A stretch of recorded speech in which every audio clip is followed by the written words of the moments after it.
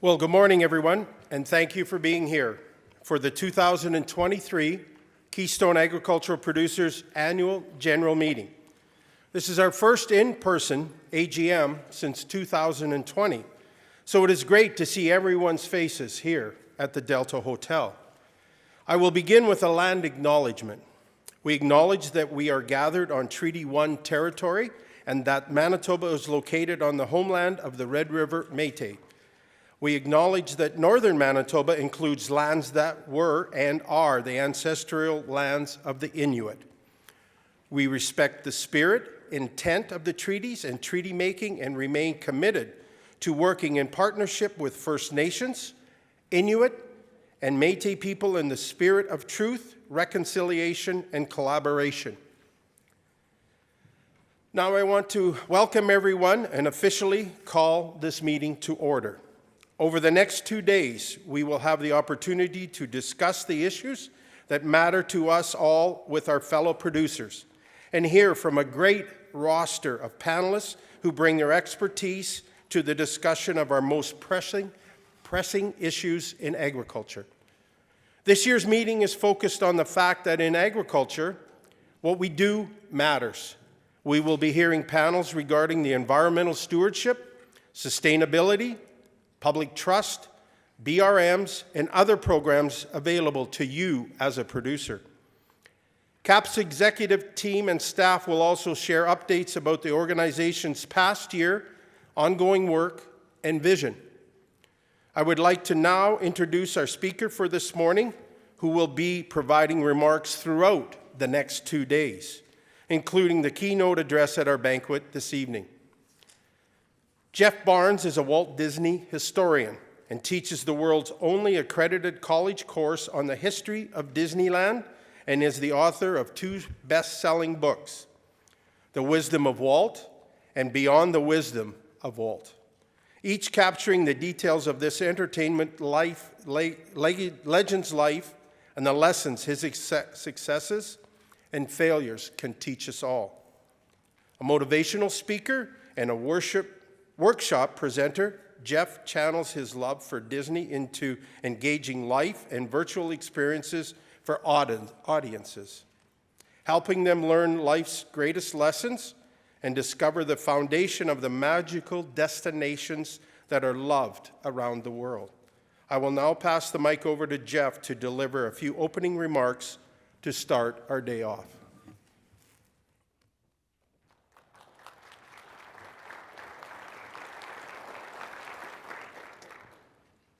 In September of 1952, Walter Elias Disney, the farm boy from Marceline, Missouri, was finally going to get to work on what mattered to him most. And no, it wasn't Mickey Mouse, it wasn't Snow White and the Seven Dwarfs.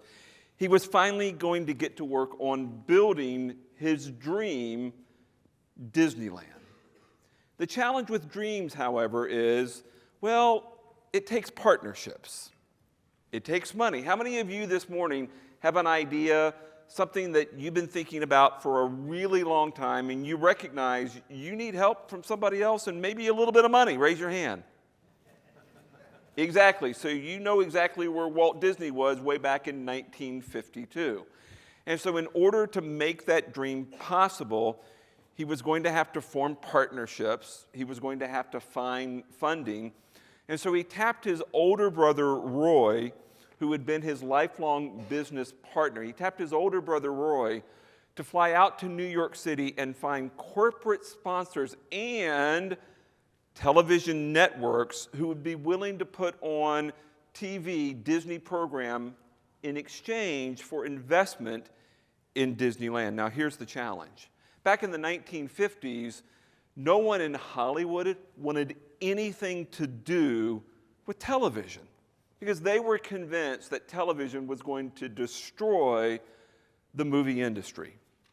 Walt Disney, however, embraced technology. Walt Disney embraced moving forward into the future. Walt Disney recognized that the only constant in this universe is what? Change. And if he wanted what he had dreamed of for more than 20 years, he was going to need that funding, he was going to need that partnership. But in addition, he also recognized that this dream for an amusement park that had existed in his head for more than 2 decades was only that, an idea and a dream in his head. So on a Saturday morning, he calls up a friend from the studio, a fellow by the name of Herb Ryman, and says, "Herbie, what are you up to?" And Herbie says, "Well, Walt, it's a Saturday morning. I'm not even dressed. I haven't even had my breakfast." "Well, get over here. I need your help." And so Herb drives over to the studio, and Walt then says, "Hey, I'm going to build an amusement park. I'm really excited about it. Roy's on his way to New York to get corporate and network sponsors." And Herb thinks this is a great idea. In fact, asks, "Well, what are you going to call it?" And Walt says, "Well, I'm thinking of calling it, well, Disneyland." And Herbie says, "Well, that's a great name. Sounds amazing. I'd like to see some pictures of it. Do you have anything that I can take a look at?" And that's when Walt springs onto him. "Well, that's just it, Herbie. That's why you're here. Roy's flying to New York on Monday, and this has been in my head for 20 years. I need you to draw it on a map for me this morning." And Herbie begins to back out of the driveway and says, "Oh, no, Walt, like, this is the first I've ever heard of this. I'll embarrass me. I'll embarrass you. I don't want anything to do with this." And then Walt, with a tear in his eye, says to Herbie, "Herbie, more than anything else, I've wanted this my entire life.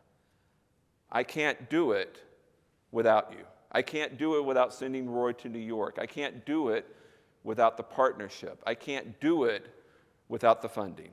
If I stay here with you, if I feed you an endless supply of cheeseburgers and French fries, would you do it for me then?" And so Herbie relented. They spent the next 48 hours with Walt talking and dreaming, and Herbie pouring the ideas onto paper, and thus became the first drawing of what we know today as Disneyland. And that drawing, by the way, is the most valuable artwork in the Disney archives. And that became known in Disney history as, quote unquote, the Lost Weekend. We're going to be together for the next 48 hours. And some of you came today with ideas and thoughts that you've been in your head for what, more than 20 years. You're facing challenges. You're trying to figure out how you're going to move forward into the future. You're trying to figure out where you're going to get funding or who your next partner needs to be. My challenge to you is this: don't let the next 48 hours be lost. Make it matter. Make it count. Because what you do is important. We needed Walt Disney in the 1950s because we needed Disneyland. And we need what you're doing. We need this conference. We need you to show up with intentionality. We need you to focus on your ideas, to move forward into the future. And to what? To never stop dreaming. I'll see you later in the day.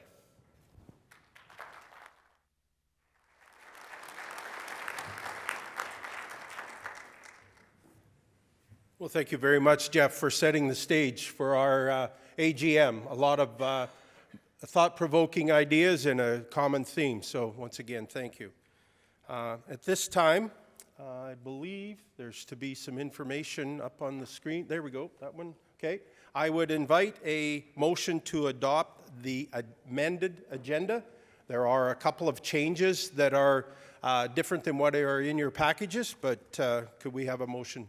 Les Ferris, seconder? Okay, thank you very much.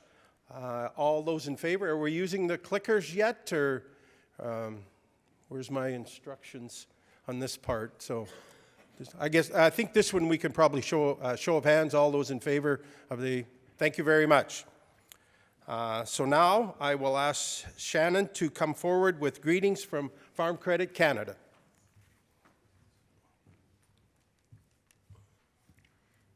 Good morning, everyone. My name is Shannon Weatherall. I'm the Senior VP of Prairie Operations at FCC, and my pleasure to bring greetings from our organization to you today. This is my first time at CAP. Just a little bit about me. I've been with FCC for just about 20 years. Most of that time has been in Regina in our corporate office in finance and risk management roles. And I had the opportunity just over a year ago to come out to our operations team. So I lead the primary production lending team in Saskatchewan and Manitoba. And it's been such a gift and such a pleasure to get to work with our lending team and customers directly and industry stakeholders as well.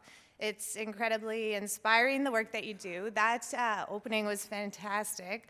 One of our taglines at FCC is Dream, Grow, Thrive, and it's been just a pleasure to get to work with customers and hear their dreams and hear their stories and get to be a part of supporting them. So that's what inspires us at FCC, the work that all of you do, and it's been a real gift.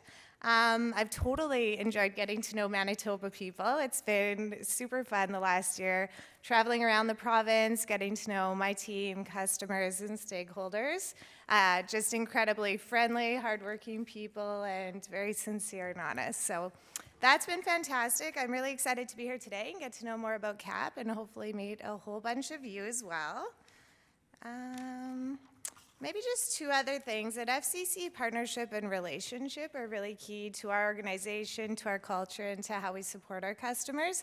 And the work that you do here at CAP is incredibly important as well, being a unified voice for Manitoba farmers and impacting policy for Manitoba farmers as well as those across the country. And we're really proud and positive to be able to support CAP in the work that you do. Last thing, the work that you do is incredibly important and also incredibly challenging. I know that a lot of our customers and you today would face challenges, especially the last few years, whether it's weather, anything from drought to flood in the same 12 months, challenges with labor, challenges with markets, input prices. I think there's no end to that. Lots of opportunity in that as well, though, and lots of innovation and change in moving forward. But in terms of the challenges, I think sometimes the struggle is real.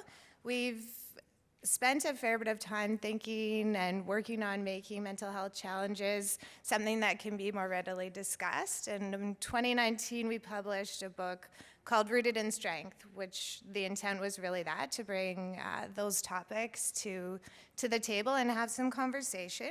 We just published our second edition of a mental health publication called Rooted in Resilience. And it's a little bit more practical steps. It offers stories, strategies, a whole list of new resources, some articles from professionals as well. I don't actually farm myself and found it really relevant and super interesting. So I would encourage you, we have it on our website, Rooted in Resilience. We are mailing it to 180,000 rural mailboxes across the country. And we did bring a few booklets that are at the front table. If you're interested in checking it out, please do. Lastly, I'm joined here with one of my colleagues from Manitoba today, Ashlyn Kirkwood, who's our district director in our Winnipeg office. She and I will be around all day. Would love to get to know you and discuss anything with you that you want. We'll also have a couple of other colleagues here tonight at the banquet. So with that, I hope your meeting goes well. Thank you so much for having me. Thank you so much for the important work that you do and in feeding the world, and hopefully get to talk to you throughout the day. Thanks.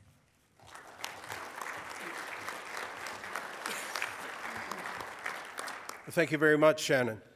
It's been brought to my attention that we've already made a faux pas up here. So with that, I will ask for approval of the minutes of the 2022 AGM as circulated in your booklet. So can we please have a motion to accept the minutes?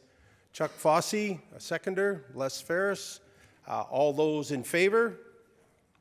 Thank you very much. So next up, we have Minister Derek Johnson, the Minister of Agriculture for Manitoba, and I asked that he would come forward and bring greetings from the province.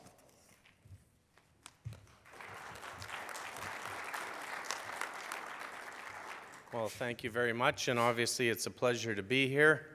And I can see this is just like the school classrooms. Nobody's in the front rows here, so hopefully by the end of the day and after all these riveting speakers that are up here, the back rows will be empty. But speaking of back rows, I do have some staff here as well, so if you guys have any questions or concerns over the course of the days, well, you probably know them, but this will be redundant, I'm sure, but I'll get Morris and David to stand up and give a little wave if you have anything that you want to relay through government. And there's probably some other ones in the room that are missing, so maybe all Manitoba staff, agriculture staff, stand up. Okay, just the two. Oh, some more over here. There we go, yeah.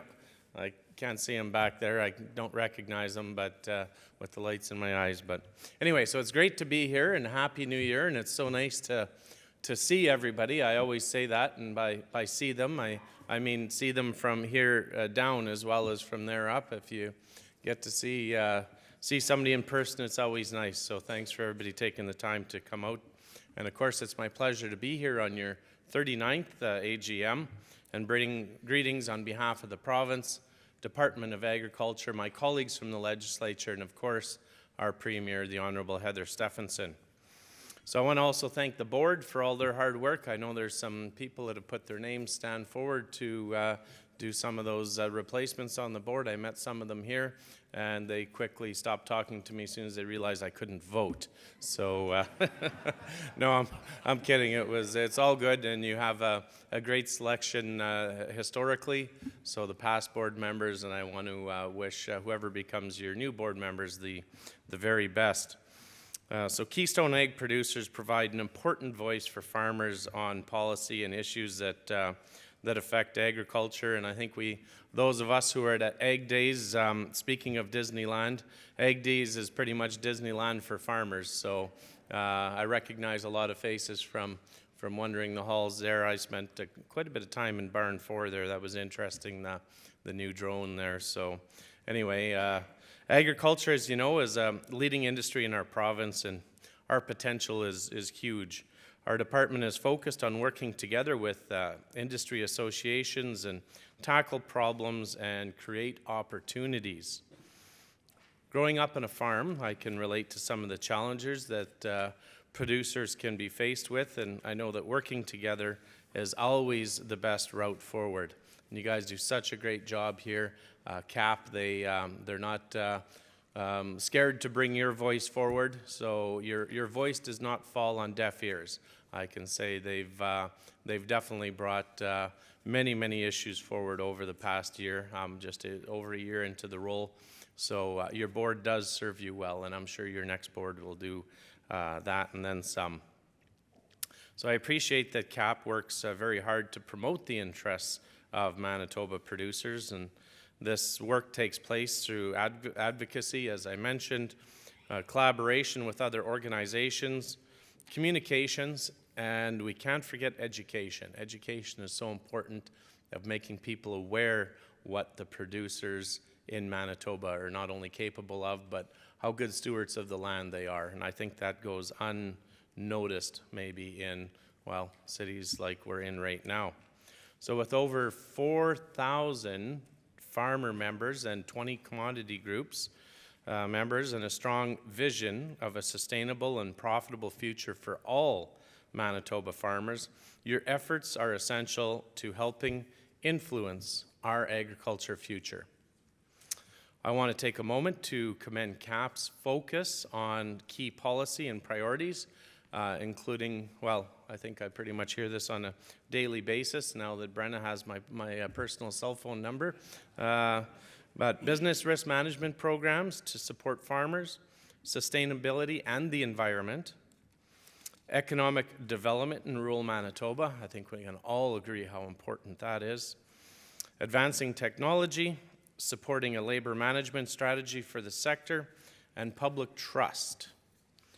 Public trust in agriculture, I think, is something that a lot of people in Canada and Manitoba take for granted. Those of you that have traveled the world might be able to reflect a little bit. You might have been in a country where, you know, you don't feel so comfortable taking something off the shelf and feeding to your children or grandchildren. Here in Manitoba, in Canada, we have that luxury that anything we take off the shelf, we trust it. And we need to maintain that public trust. And that's all about the producers. In 2020, Canada and Manitoba invested $990,000 through CAP, a different CAP, Canadian Agriculture Partnership, with CAP with a C. and a 3-year project with CAP, Keystone Agriculture Producers, to develop an online environmental farm plan platform, which we launched in October of 2022. The environmental farm plan is a voluntary, confidential self-assessment for a producer's farm or ranch, and it allows farm managers to identify agri-environmental assets and to address risks to improve on-farm sustainability and to meet industry contract requirements as well. This is a progressive initiative. We are excited to see the environmental farm plan and support more environmentally sustainable farms, as well as building public trust and transparency in the industry. I think we had some discussions about business risk management and the $1 million that the threshold that the government had set for any producers that are over $1 million. They wanted that gross. We were able, as provincial ministers and territorial ministers, we were able to get that as $1 million net. So to participate in the business risk management programs. So that was a huge step forward. So now the federal government probably require about 1% of Manitoba top producing farms to have that. All of this helps to make Manitoba grown commodities more marketable to environmentally conscious consumers. I think we all understand that people like to know where their food comes from, and that traceability and that public trust that you have. So in recent years, you've also faced unprecedented challenges with extreme weather and the pandemic as well. And 2022 was no exception. The excess moisture that we had this past spring, especially in my constituency, as my boots on the ground there, and other ones as well, you really see how hard the producers were hit. Throughout these challenges, my department remains committed to working and supporting producers through the Manitoba Agriculture and MASC service centers, as well as crop and livestock specialists, and the crop diagnostic and veterinary service laboratories as well. We also develop such tools as the online calculators that provide planning and technical support for producers in areas of crops, livestock, forage, land, buildings, and more. We are also very proud of our diversification centers that provide foundation for research and innovation that supports crop diversification across Manitoba. Toured some facilities in Minneapolis, and they were so surprised that we make all of our information public, where they are a lot more protected south of the border. People feel that the work that they've done, they should hoard it and build on it. And I'm so proud of our diversification centers, and our motto up here is to share any information that is funded by the province or by the federal government. So it's very important to continue to build on other people's work. We continue to support the 4R nutrient stewardship, of course. On September 27th, the Manitoba government joined CAP and Fertilizer Canada in signing MOU, a Memorandum of Understanding, renewing our commitment to the 4R nutrient stewardship as a pathway to meeting environmental targets and continued productivity and prosperity for Manitoba farmers. By applying nutrients using the 4R approach, producers are helping to maximize fertilizer performance and minimize its effects on the environment. Further to this point, my department developed a new fertilizer efficiency calculator. This allows producers, agronomists, and industry partners to quickly calculate the financial benefits of improving beneficial fertilizer management practices, and it also shows you the environmental benefits, and they are both hand in hand. They are correlated.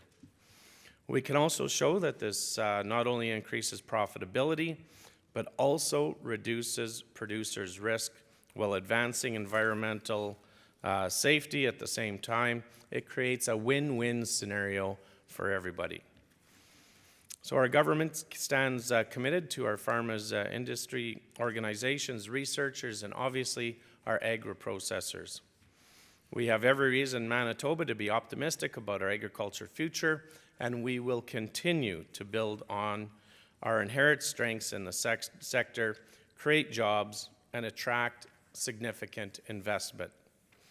So, in conclusion, the best words of my speech, I want to thank you again for the opportunity to share a few words, and I value our relationship with CAP, and wish you an excellent AGM and success in 2023. Enjoy your meeting and the rest of your day, and we'll see you later tonight.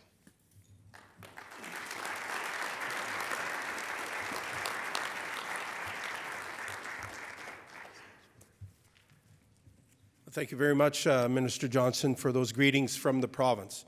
I would now ask that Marie-Claude Bibeau is going to present greetings virtually, I believe. So if we are able to make that presentation at this time, we will proceed with greetings from the Federal Minister of Agriculture.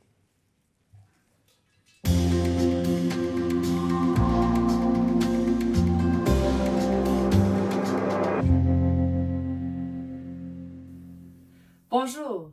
Hello to farmers from across Manitoba gathered in Winnipeg for the Keystone Agricultural Producers Annual General Meeting. Thank you to Bill and the team for your great work. La dernière année a marqué la fin des confinements et je suis très heureuse d'avoir eu l'occasion de revenir sur le terrain et de vous rencontrer. J'ai vraiment apprécié mon passage au Manitoba l'été dernier, dont la rencontre de plusieurs producteurs participant au laboratoire vivant au nord de Shannon Creek. It's been a very stressful few years for producers in Manitoba, with a severe drought followed by historic flooding, not to mention all the challenges of the pandemic, from high input costs to supply chain disruptions to labor shortages. Despite these challenges, Manitoba remains a powerhouse in sustainable and innovative agriculture. The recent weather extremes here in Manitoba are a stark reminder that farmers are on the front line of climate change. Our government continues to partner with producers and the province to help farmers build their climate resilience while ensuring their livelihood are economically sustainable. In 2021, I worked closely with the province to get agri-recovery dollars out as quickly as possible to help farmers facing financial losses due to the drought. And this year, our On-Farm Climate Action Fund, led by the Manitoba Association of Watersheds, is helping Manitoba producers to invest in fertilizer equipment modifications, cover crop seed, and fencing for rotational grazing. We also fully recognize that environmental action on the farm delivers ecological goods and services as well.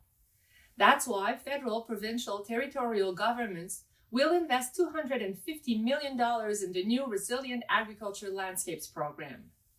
The program will help producers adopt practices such as maintaining and restoring grasslands and wetlands, which help to protect habitat and store carbon. To help Manitoba's world-class livestock industry manage risk and keep their businesses strong, we are working closely with producers to prevent and prepare for disease challenges, including foot and mouth disease and African swine fever. To unlock new export markets for producers, we're opening Canada's first ever agricultural trade office in the Indo-Pacific, the fastest growing economic region on the planet. To secure a prosperous future for Canada's agri-food sector, I'm working with Minister Johnson and our colleagues on the new Sustainable Canadian Agricultural Partnership. Over the next 5 years, the Sustainable CAP will deliver $3.5 billion to the sector, including a 25% increase in federal, provincial, territorial investments. That will help us better meet the priorities of your industry, from trade to innovation to sustainability to risk management. Thanks again to Bill and everyone at CAP for your passion and vision for your sector. I wish everyone a productive meeting and a prosperous season in 2023.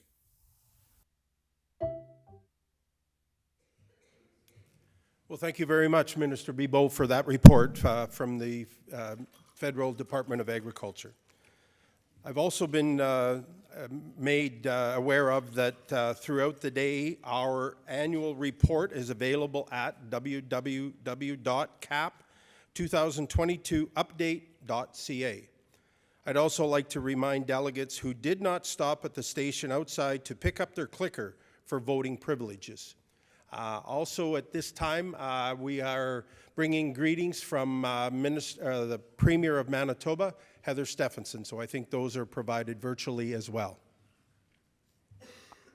Farmers are the backbone of our province. You work tirelessly every day, often in very difficult conditions, to feed the world. And I want to thank you for everything you do. Manitoba's agricultural sector is dynamic, innovative, and full of hope for the future. And as members of the Keystone Agricultural Producers, you are all important partners. Over the last year, your support and guidance has been instrumental in developing our Manitoba Protein Advantage strategy and our historic water management strategy. Because of your support, we are making Manitoba into a global destination for the plant and animal protein industries, creating new opportunities for our farmers, our communities, and our economy. And we are helping guide the sustainable use of Manitoba's water resources, which will benefit our agricultural sector for many, many years to come. We know there is still more work to do to harness Manitoba's agricultural potential, and I can't wait to get the job done together. It was so great to see so many of you last week at Ag Days in Brandon. Good luck in this year's AGM, and I look forward to our continued work together.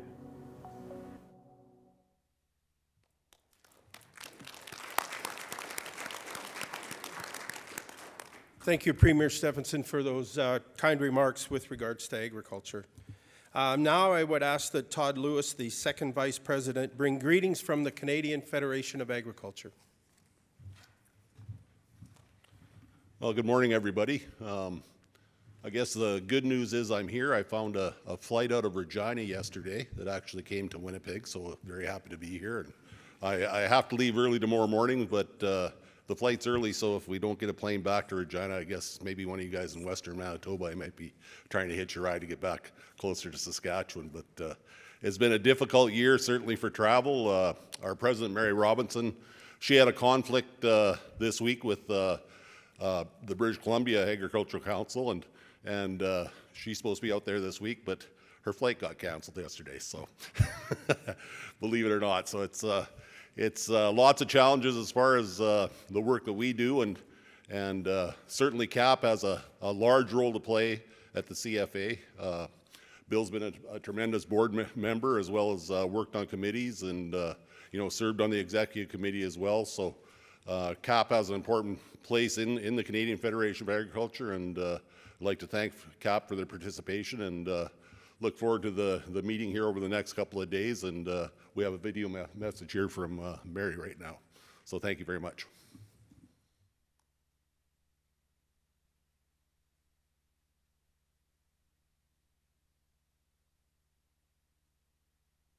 Hello, everyone. Thank you for inviting me to speak today at the Keystone Agricultural Producers Annual General Meeting.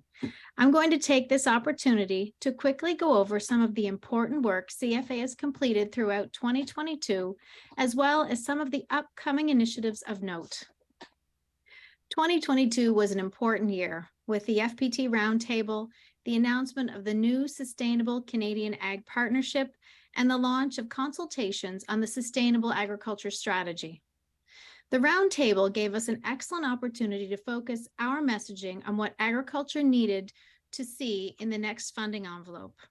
During the presentation, we focused on two closely related areas: working with farmers to support the adoption of environmental best management practices that enable competitiveness and tools to communicate the evidence of sustainability, and enhancing research and risk management to support producers in addressing global food security demands while on the forefront of climate change.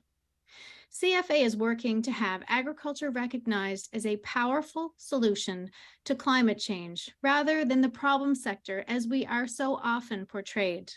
While there's more to be done, We believe that what government unveiled with the SCAP is a promising step in the right direction to get the funding and support we need to truly unleash our potential as a natural climate solution provider. 2022 saw a tremendous surge in environmental consultation and initiatives that will affect agriculture throughout the country over the next several years. While we recognize that non-farmer voices are having influence on these initiatives, CFA's main goal is to ensure that the farmer's voice is well heard in the development of these policies. CFA is pleased to see our continued advocacy position us as the leaders, co-chairing the Advisory Committee for the Sustainable Agriculture Strategy to increase the impact of the voice of farmers early in the policy development process. Fundamentally, CFA's position is that environmental measures should not negatively impact farmers' profitability, nor our ability to maintain and even improve yields and quality. That leads us to the fertilizer emission reduction strategy. CFA is working with both government and key industry partners to ensure that whatever final policies result from this strategy are pragmatic, voluntary, and do not negatively impact Canadian farmers. Now, on to labor. An important initiative we are leading, along with the Canadian Ag HR Council and Food and Beverage Canada, is the National Workforce Strategy for Agriculture and Food and Beverage Manufacturing. This strategy is moving forward steadily, with working groups working on each pillar of the strategy, which include perception and industry awareness, people and workplace culture, immigration and foreign workers, skills development, and automation and technology. We're working with a variety of stakeholders in developing a grocery code of conduct for Canada. Similar initiatives across the world have been found to create a healthier food supply chain with greater transparency, certainty, and fairer dealings. We hope to see those results achieved here as well. Finally, I would briefly touch on trade and the importance of multilateral institutions. CFA maintained a strong presence at the WTO in 2022, with representatives attending June's ministerial conference and the public forum in September. We also represented Canada at COP27 in Egypt and COP15 in Montreal, demonstrating Canada's leadership in agricultural sustainable productivity growth. We see CFA and Canada playing a critical role in promoting a trade policy environment that supports domestic resilience while promoting open and predictable trade. It is exciting times at CFA. The National Workforce Strategy and the Grocery Code of Conduct are two particularly important initiatives that look to address and relieve long-standing issues in agriculture that have been constraining our growth for decades.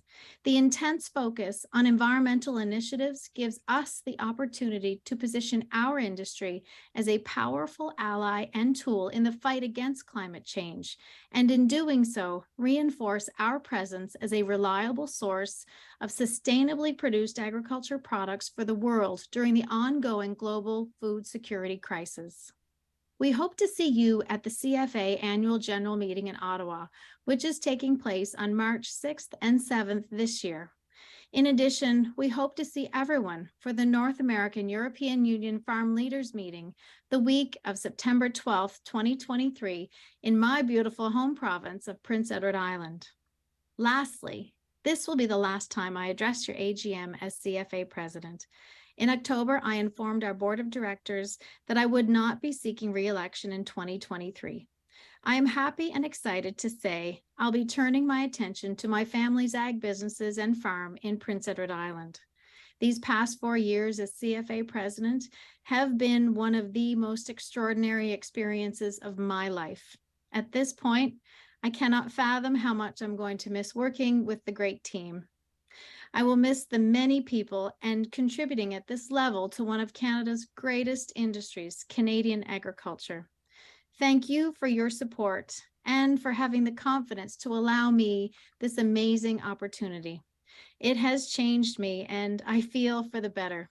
I wish all of you the very best.